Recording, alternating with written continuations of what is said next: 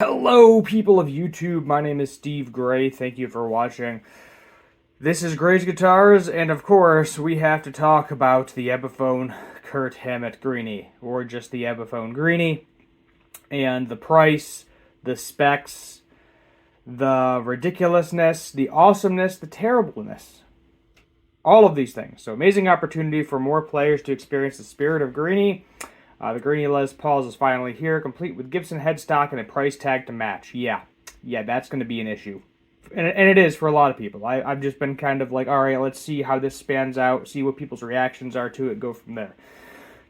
So the most anticipated Epiphone model in its history hails the arrival of the new era of inspired by Gibson custom shop models. Epiphone has unveiled what must be the most anticipated signature guitar in the brand's long history, the Epiphone-inspired custom shop Kurt Hammett Greeny 1959 Les Paul Standard. It is a mouthful. We predicted yesterday that the features, like the Gibson Open Book headstock, teased in advance by the Gibson CEO Cesar, I'm going to butcher his last name, Gukayan, was indicative of a premium price, and we were not wrong.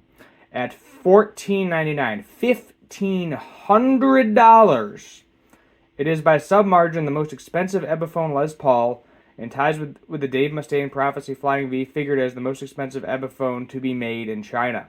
So what are you getting for $1,500? Well, much of that money has gone on the components. So Epiphone's Chinese facilities has clearly had to do some amount of retooling or purchasing direct from its parent firm in order to create a Gibson-style headstock and custom Greeny profile neck. I highly doubt it. So a while ago, there was the Epiphone Elite series. There is also the Orville series. So these are two series that are made in Japan. So Japan definitely already had all of the tools to make the Gibson-style headstock. Chipsons are also everywhere. So I'm pretty confident they didn't have to do all that much work to get the Gibson-style headstock on an Epiphone. And let me tell you, this is something people have wanted forever. Literally forever. And if you really want it, you're going to have to pay up for it. That's what essentially Epiphone and Gibson are saying. You want the Gibson headstock on an Epiphone? Guess what? Give me your money. Give me your paycheck. Give me 2 weeks' pay. Then you got a pair of Gibson USA Greeny humbuckers, which cost $300 as a standalone. So that is what Gibson is selling them for. So if you want to buy a custom Greeny Bucker set, $300.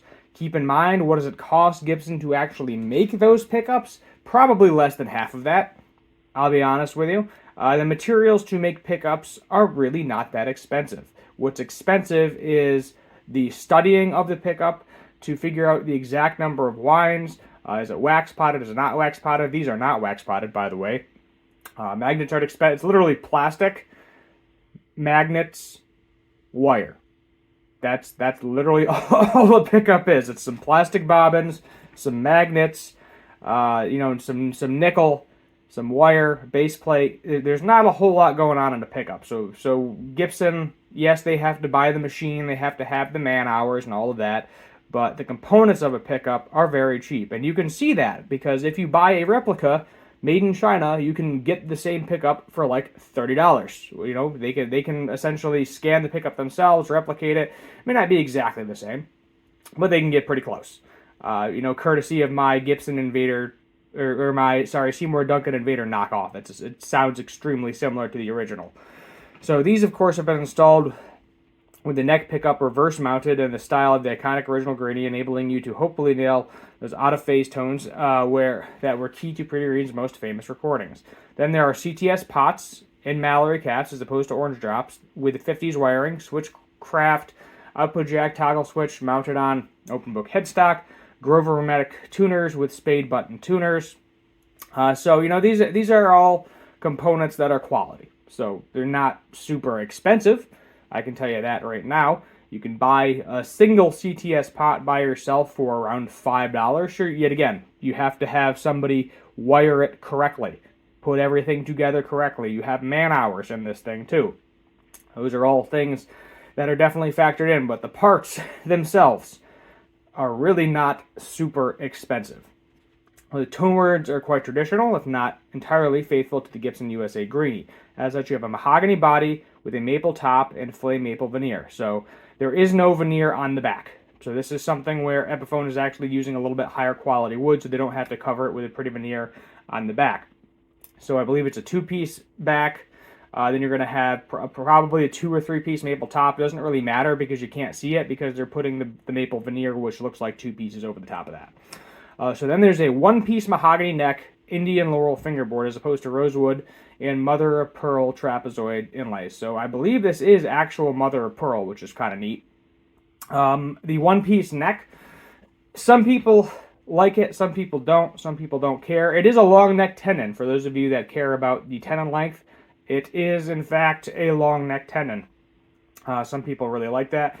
The 1-piece neck, Chinese manufacturers, chips and manufacturers have been doing that forever. This doesn't even have wings on it. And I'll show you a picture. Usually the Gibson, you have the 2 little wings there on the side of the headstock. This one does not. I don't know if that was like an original thing or just Epiphone decided 1 piece, depending on the machine they have. I'm not really sure, but that can get more expensive because you have to have 1 specific piece of wood. However, the Epiphone headstock angle also isn't as much of a tilt. I believe it's 10 degrees versus 14 degrees, if I remember correctly. So it's not as much of a hassle to do it with an Epiphone because of the slightly different neck angle. So the nice final touch is the Lifton style brown hardshell case, which is always nice to have a hardshell case. Epiphone's take on the Gibson Les Paul case of the 50s. So yes, the price is pretty crazy as Chinese-made Epiphones go, but this is 2023, and as ever with modern-day Gibsons seem to design to ride that line just between about reasonable and painful premium. Yeah. So regardless, it is nonetheless extremely well equipped and represents a significant savings over the US version, which comes at $3,200, certainly off the $20,000 custom shop and $50,000 collector's edition. So, as Greeny's custodian, Kurt Hammett, puts it, Greeny is a guitar of the people and is an amazing opportunity for more players to experience the spirit of it.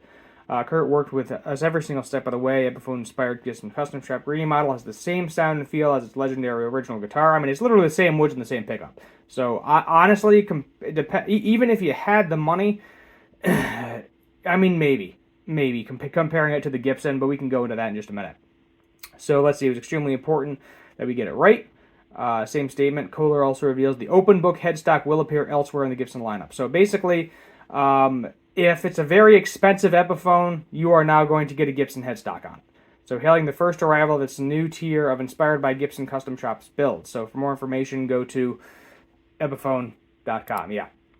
So with the Gibson style headstock, a lot of people like that. I have heard that when they produce newer models now that are custom shop level, so basically that means it's probably going to cost you at least $1,000, you're going to see a Gibson headstock on there. And that's pretty neat.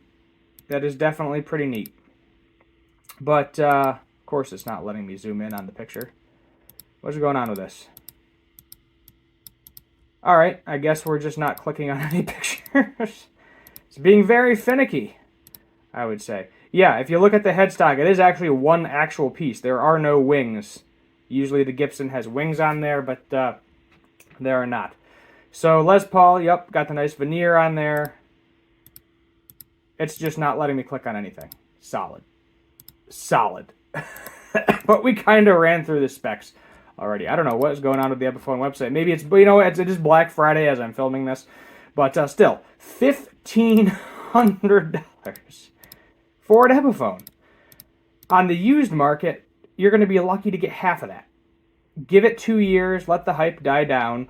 I have an Epiphone Les Paul Prophecy I traded for, a made in Mexico Telecaster. I did a video of that the other day, and they are a $900 guitar new, used, already seeing a $200 to $300 price drop.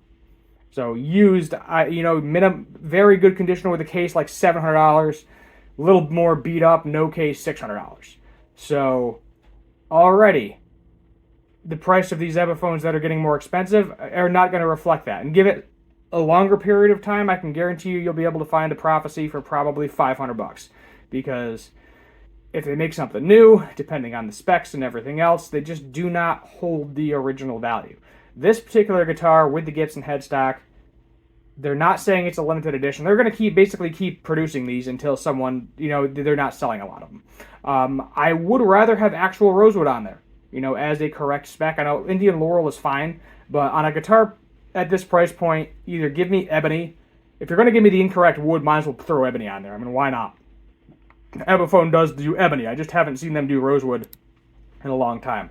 However, my biggest issue is when we go over to the Gibsons. So, actual made in USA guitar. Yes, you don't have the flame top. Yes, you don't technically have the greeny buckers or the binding.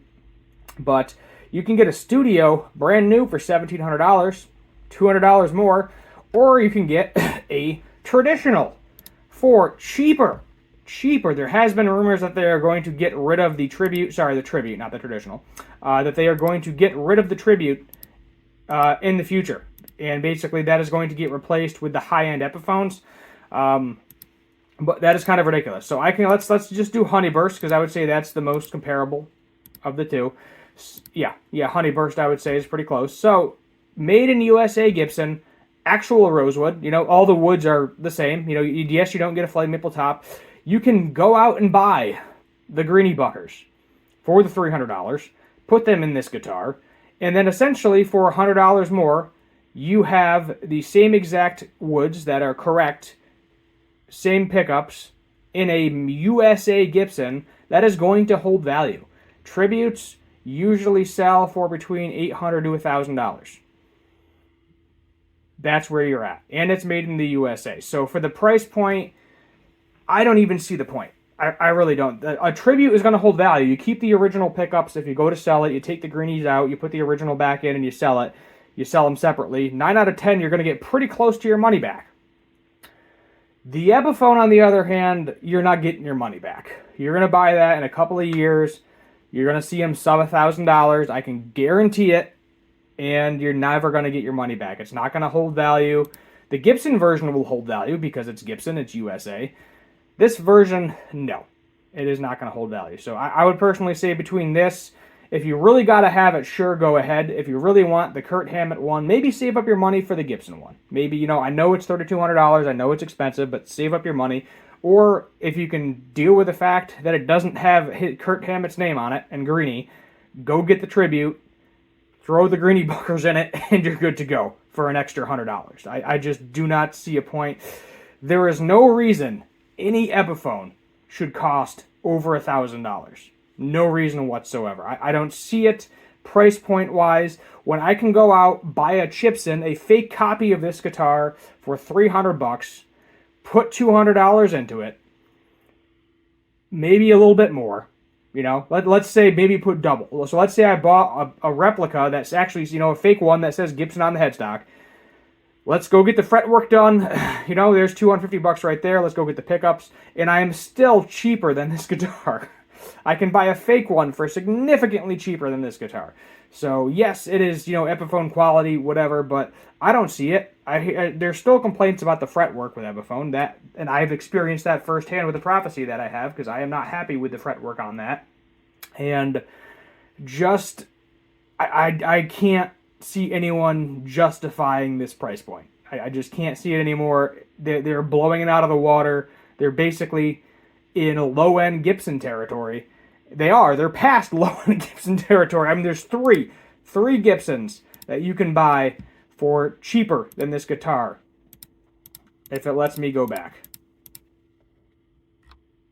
Yeah, here we go. So you can get a special, special tribute for $1,000, a regular tribute for $1,300, or a studio for $1,700. So there are 4 options around that price point, Les Paul wise, that I would buy over this, because it's made in USA and it's Gibson, and I know it'll hold the value over this. So sorry for dragging this out. I am just sick of Epiphone doing this price point. It's not sustainable. Yes, they have cheaper stuff. What is, let's see, because I am curious if it actually lets me do it. Let's see. How much is a Les Paul going for? 59. I want like a standards 50 going on here. Okay. Let's see here. Original Les Paul, modern Les Paul, maybe original Les Paul. Yeah, I mean, even look at this. You can get a standard 50s or 60s for $700. You throw in the Gibson humbuckers, you save yourself like $500 doing that, $400 or $500. I can't. I just can't with this anymore. Cut it out, Epiphone. Stop. Just stop. You are not Gibson. You were never supposed to be Gibson. Gibson is trying to make Epiphone Gibson, and no, stop it. Cut it out. It's not going to happen. Let it go. Buy something else.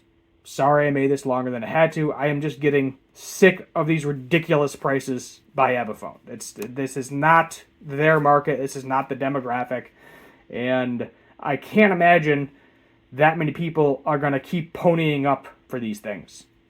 You know, if you can afford $1,500 Epiphone, maybe you can afford the actual Gibson version. I feel like, you know, if you're going to spend that kind of money on a guitar, save up even more, get the actual real one. I know they're both real, but get the actual Gibson brand, one that will actually hold value, and you might even make money over time. I can't do it anymore. Goodbye. Subscribe if you like this. So long.